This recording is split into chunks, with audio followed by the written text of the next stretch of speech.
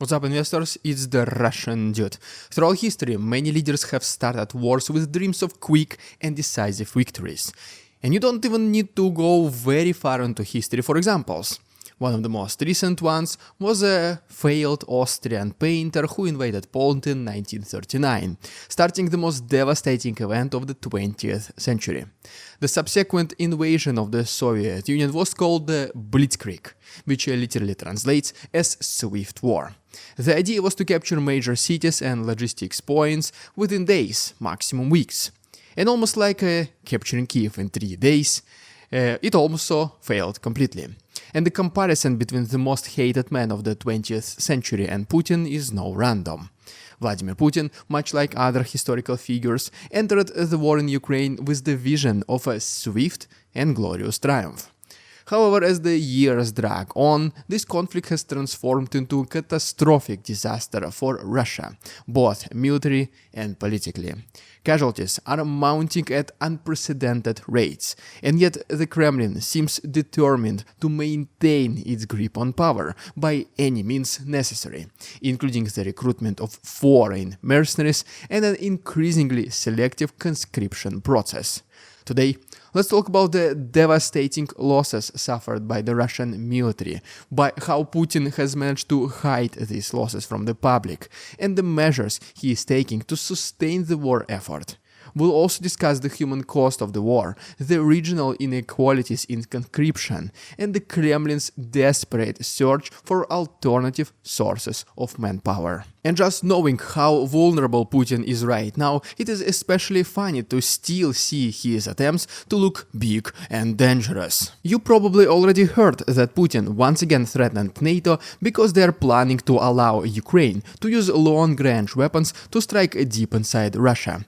And surprisingly, there are still some nations and medias in the world who might believe Putin. This is perfectly reflected in this article I found on Ground News, which immediately tells you the bias distribution by pulling articles from different sources, 112 in our case. As a result, we see that this particular news is mostly represented by right-wing media, specifically 36%, while left percentage is only 30%. The best feature of Ground News, in my personal opinion, is that it immediately allows you to compare the headlines of left versus right. So you can clearly see how media corporations try to influence the comprehension of the very same news just by slightly adjusting its headline. For example, left-leaning media says US officials expressed concerns that allowing strikes deep inside Russia could escalate the conflict and further implicate the US in the war. While the very same news presented by the right-wing media says the following: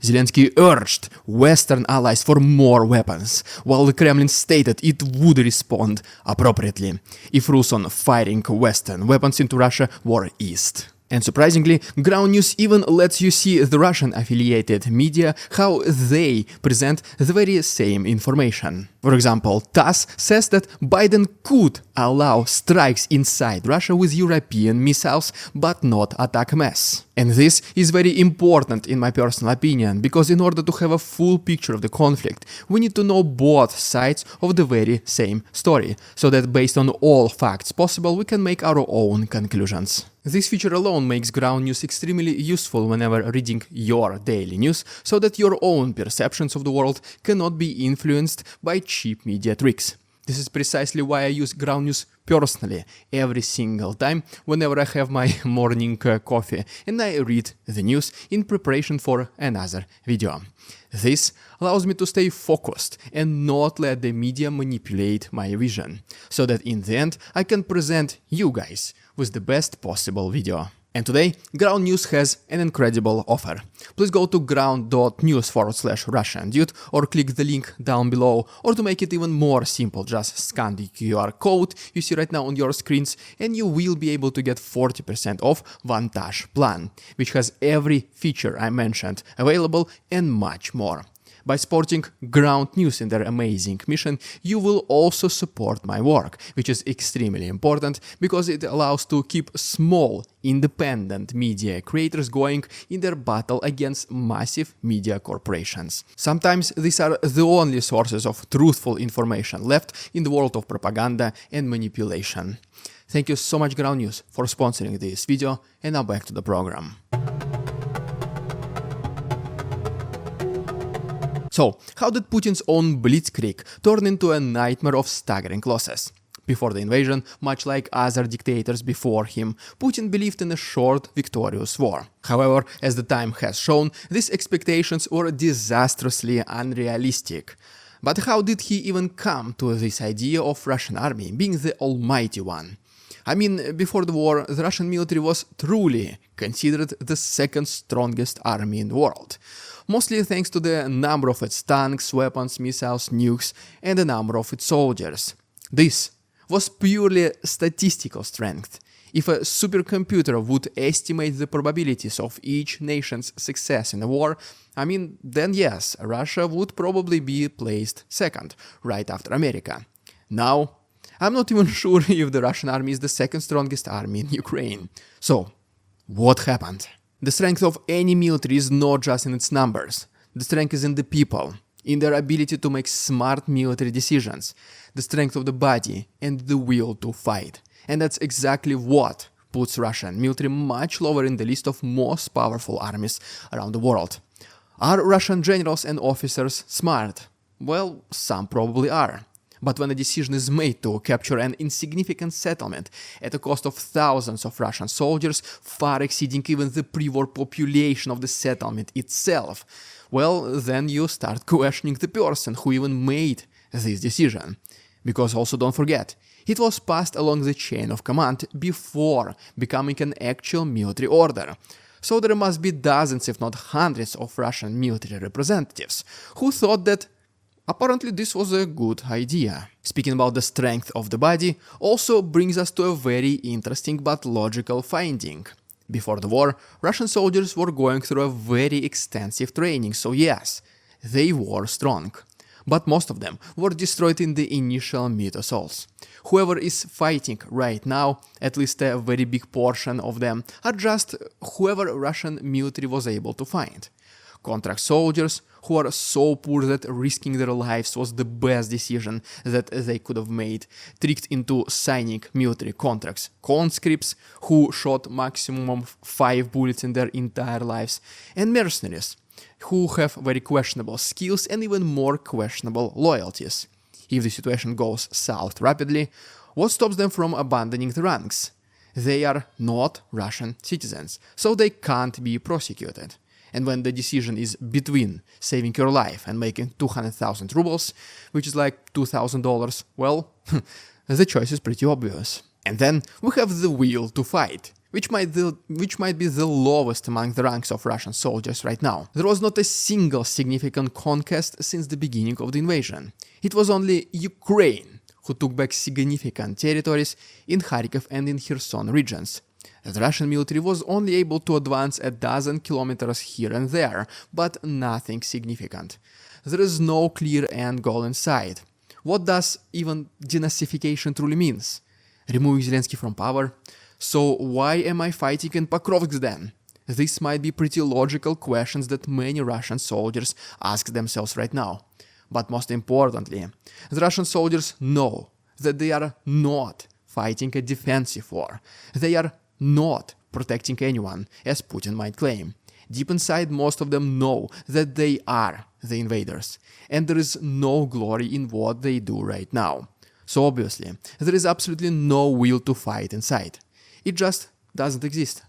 The only reason why they are still sitting inside trenches is because of the fear. And fear, as we all know, is not the greatest motivator. As a result, after more than 2 years since the start of the war, Russia has suffered hundreds of thousands of casualties.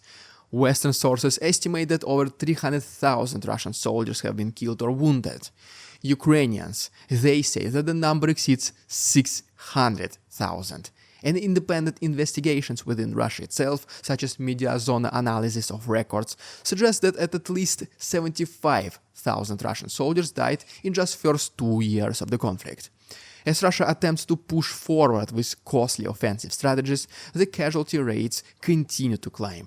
By mid-2024, for example, reports from the United Kingdom's Ministry of Defense indicated that Russia has sustained 70,000 injuries and eliminations in just a few months, with rates reaching and exceeding 1,000 per day.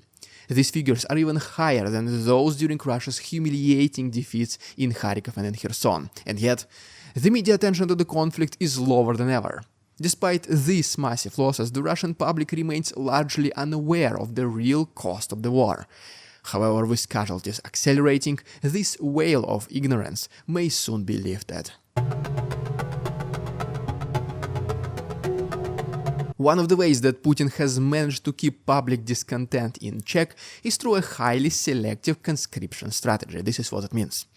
Rather than mobilizing soldiers from Russia's key urban centers like Moscow and St. Petersburg, the Kremlin has drawn disproportionately from the country's poorer, more rural regions. Areas like Bashkortostan, Tuva, Siberia, Caucasus and Krasnodarsky Krai have suffered the biggest human costs. This is no coincidence.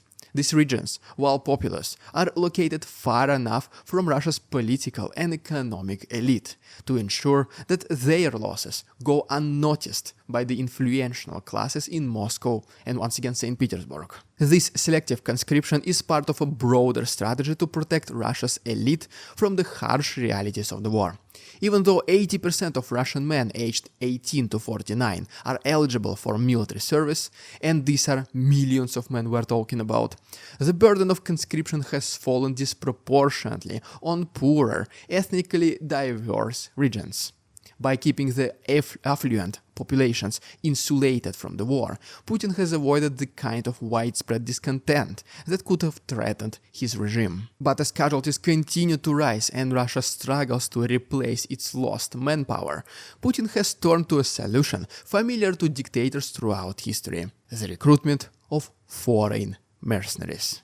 Russia's initial waves of conscripts from poor regions have been already decimated, and there is no longer enough men from these areas to sustain the war efforts. Faced with this reality, the Kremlin has increasingly looked beyond its borders for new sources of soldiers. Foreign people, Central Asian immigrants, and African nationals, often living in Russia illegally, have become prime targets for recruitment. These individuals are usually given a grim choice: sign a military contract or face deportation. Reports suggest that Russian recruiters have also ramped up efforts in sub-Saharan Africa, where they offer young men financial incentives to join the fight. In countries like Rwanda, Burundi, Congo and Uganda, where annual incomes are among the lowest in the world, the promise of a $2,200 monthly salary and $2,000 signing bonus is a powerful motivator. As African mercenaries increasingly fill the ranks of Russia's military, the Kremlin hopes to sustain the war without resorting to full-scale mobilization of the Russian population, especially in the major cities where political unrest could become disastrous to the regime of Putin. So, why has Putin gone to such lengths to avoid mobilizing soldiers from Moscow and St. Petersburg then? The answer lies in the delicate political dilemma that has defined his approach to the war. Throughout Russian history, costly wars, mostly in terms of human lives, have often led to political uprising. World War I famously resulted in 2 revolutions in a single year, toppling the Romanov dynasty and bringing the Bolsheviks to power. Putin is well aware of this history. He loves history, as we all know, and mostly he is obsessed with life stories of dictators. How did they come to power, and most importantly, how were they able to keep it? And by learning their stories, he is determined not to repeat their mistakes. By keeping the war's most devastating costs away from Russia's urban elite, he has managed to prevent the kind of public outrage that could threaten his grip on power, at least for now. However, this strategy is not without its risks. The supply of men from Russia's poorer regions reduces. After all, if you eliminate most of working-age men of a certain region, it will take decades before their sons are ready to fight as well. And the recruitment of foreign mercenaries, while a temporary solution, may not be enough to sustain the war effort in the long term. The financial resources of Russia are also limited. Ultimately, Putin now faces a huge choice. Continue to rely on contract soldiers who are getting increasingly expensive and whose will to fight is at its lowest point as well. Putin can also rely on foreign fighters and risk international backlash. The other option is to start another round of mobilization, including major cities such as Moscow and St. Petersburg, and risk all the political consequences that this decision would entail. Neither of these options sound good to Putin, which is why we're seeing a big stalemate right now. He simply can't make a choice.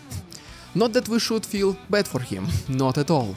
The man of his age should already know that bad decisions will inevitably lead to horrible consequences. Well, there you have it, guys. Thank you so much for watching. Please like this video and subscribe to my channel for more videos like this. Thank you so much Ground News for sponsoring this video, and if you also guys want to support my work, there are very useful links down below. Thanks so much for watching. See you on Tuesday. We won't succumb to their tricks, the facade they try to sell, their twisted words and feeble claims on us all they cannot quell. We see through their lies, their feeble attempts to sway. We do not believe